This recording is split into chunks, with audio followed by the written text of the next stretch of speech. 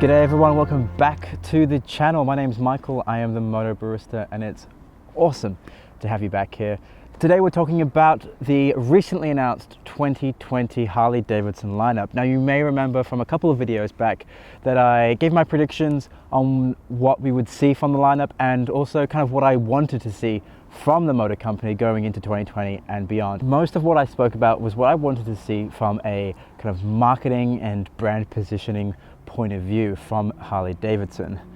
So if you didn't see that video, I'll leave a link just up here and I'll leave a link below in the description so you can easily find that video and have a quick look. As you can see, I'm sitting down here by the river in the beautiful town of Fremantle here in Perth, Australia. It's a beautiful winter's day. I just wanted to sneak in some of my thoughts before the sun goes down. So the first thing I guess to talk about with the Harley Davidson lineup is of course the LowRider S. So the LowRider S has made a return. You may remember this bike from the 2017 release on the Dyna frame. Well, it's now back on the new Softail frame with the Milwaukee 114 engine inside of it. So a lot of people were really bummed out when Harley stopped the Dyna line, and in particular the LowRider S. It was a very successful bike for Harley Davidson. It's all blacked out. It has those clubbed out drag features to it that's really popular and really in style right now and really on trend. I think it's gonna be a really popular bike for Harley Davidson. I think it's gonna sell really, really well. So another big move that Harley Davidson made for the 2020 model year was reducing the Sportster lineup. So it's dropped down to only a few bikes now. And of course, this is them getting ready probably to remove the Sportster line altogether very, very soon.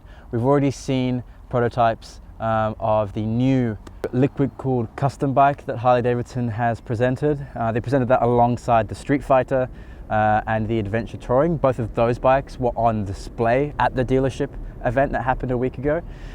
So it looks like this engine and this new frame is going to take over from the Sportster lineup very, very soon. One thing that I really wish Harley Davidson addressed, and I mentioned this in my previous video, was their entry-level street bikes, so the Street 500 and Street 750. The Street 500 in particular, because this is a bike that here in Australia and in other countries around the world outside of the United States, this bike, the Street 500, is the only Harley Davidson many of us can ride on our first motorcycle licenses. Again, this is due to the absolute nanny state laws that we have in Australia in particular.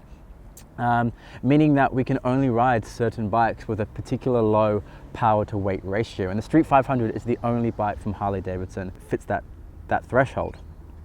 Obviously this is an absolutely ridiculous law, but I do think Harley Davidson needs to address this if they want to increase their sales around the world. They need to get those first motorcycle buyers into the Harley Davidson brand.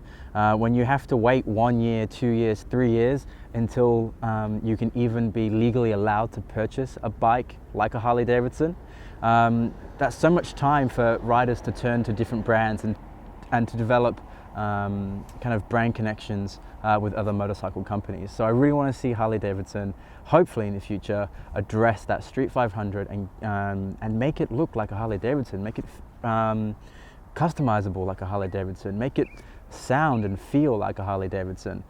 Now it just seems like a band-aid on a problem.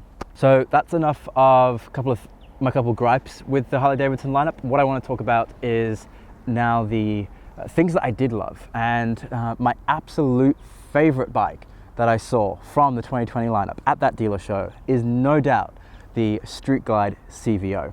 Now, in particular, I love that space gray 70s graphic inspired bike. It's such a good looking bike. I can't remember what the color is actually called. I'll leave it here on the screen for you. But this bike looks absolutely stunning. Like I said, I love the color. I love the 70s AMF period style graphics. I think this is a really awesome looking bike. Obviously the CVO comes with all the bells and whistles, and with that comes the huge price tag of 55,000 Australian dollars. So this isn't a bike that I'll be buying anytime soon. But I do think it's an awesome bike. I think it looks fantastic. It made me kind of rethink StreetGlides. I was pretty adamant that that was never going to be the bike for me, but seeing this one completely changed my mind on them. I really, really like the look of that bike. So that is my favorite bike of the 2020 lineup. Obviously, the LiveWire was the talk of the show, being the flagship bike that Harley was presenting at the dealer show. I think this is going to be an amazing bike. Seeing it in black and seeing it with all the carbon fiber accessories that could be added to it was absolutely awesome. That thing looks killer, blacked out with that carbon fiber trim. I really hope we get some in Australia, and I think it's going to be a really awesome bike. Like I said in the previous video, yeah, it's expensive, but this is Harley Davidson's first dip into the electric motorcycle world, and this is their flagship bike. This is them going, hey, here's what we can do. We can create an absolute killer motorcycle that has technology that no one's ever seen. And I think they by the looks of it and by the reports, they've definitely done that with the LiveWire. I also think that having that high price tag is going to kind of slow the number of sales, and it's going to slow the number of dealers that take on these bikes and support these bikes, which in turn is going to make sure that dealer network and that Harley Davidson aren't inundated with having to support all this new technology. I'm just being surrounded by seagulls right now. Okay, my next favorite bike. This bike hasn't received anything new, but it does have a new paint color which really caught my attention, and that was the Road King in the Pine Silver, I think it's called. Again, I'll leave the correct name on the screen right now. But that color, I think it's called Pine Silver, on the Road King looks absolutely beautiful. That chrome, the chrome finish and the color of that bike just pair off really nicely. It's got this beautiful kind of like 70s nostalgic feel, which I really, really love. I'd love to take that bike and throw like an SNS, like chrome teardrop air cleaner on there, and a few other things to make that bike really, really pop. So I think that's a really awesome bike. The Road King is probably my favorite of all the touring lineup, only because I'm not really sold on having a fairing right now. I really don't see myself wanting to use an infotainment system and wanting to use navigation built in and have all these speakers in my fairing. I much prefer that kind of minimalist windscreen look. So the Road King really kind of speaks to me as a touring bike, and if I ever did upgrade to a touring line, it probably would be that. But like I said, that StreetGlide CVO, damn, that made me reconsider the StreetGlide, because that bike looks really, really good.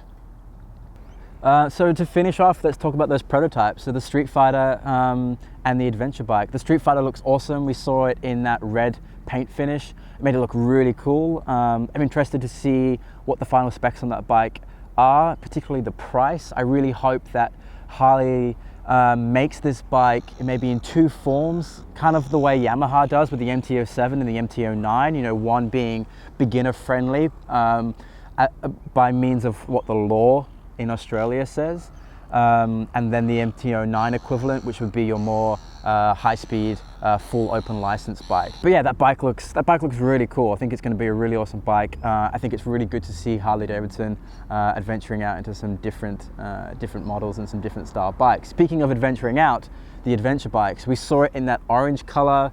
Wasn't really doing it for me. I preferred it in the previous prototype pictures, which was an all gray finish. But again, I think this bike looks really good. People saying it looks heavy, it looks bulky.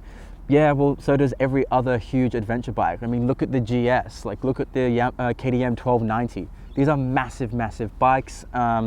So I don't think you're gonna really get around a bulky adventure bike. That's kind of what they are. But yeah, that adventure bike looks really cool. It looks really mean. I think it's the best looking adventure bike compared to the GS and the KTM. So I'm excited to see that one release. There was no confirmation of when that will release. It says 2020. So whether that means a mid-year release around March time, or whether that means 2020 dealer show, which would mean a 2021 model year. I'm not too sure, but again, excited to see Harley branch out.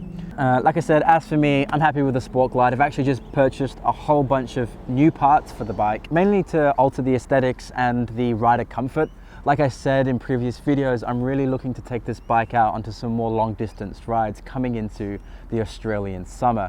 So that means lots of moto camping, lots of travel into the heartland of Australia, up the coastline. So many awesome trips planned. So I wanted to get the bike ready for that. I'm not going to tell you what I have coming, but trust me, it's going to look awesome. I can't wait to share that with you. And in the future video, I'll be doing a kind of a full bike makeover as I put all those parts on the bike, transform this StreetGlide into I think what will be a really unique looking bike. So I'm really excited to share that with you. Lots of me talking this video. I've been really busy with work. We've just opened up a new store here in Perth, Australia, and we've been flat out. You know, I'm putting in like 60 hours a week behind the coffee bar, plus kind of extra computer work that's needed on top of that.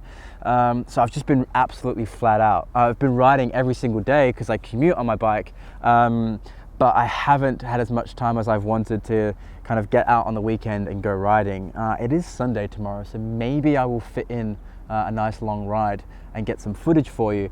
But I hope you kind of enjoy this video where it's a little bit more kind of one-on-one, just me and you having a bit of a chat about my thoughts on Harley Davidson, and in particular today talking about that 2020 model year lineup. If you like this video and you want to see more, make sure you hit that subscribe button. Give this video a like if you enjoyed it. And again, I would love to really hear your thoughts on the Harley Davidson 2020 lineup in the comments below. So please let me know what you think, and I'll be sure to get back to you. Thanks for joining me today. I hope you all have an awesome week. Ride safe, and I'll see you on the next one. All right, peace.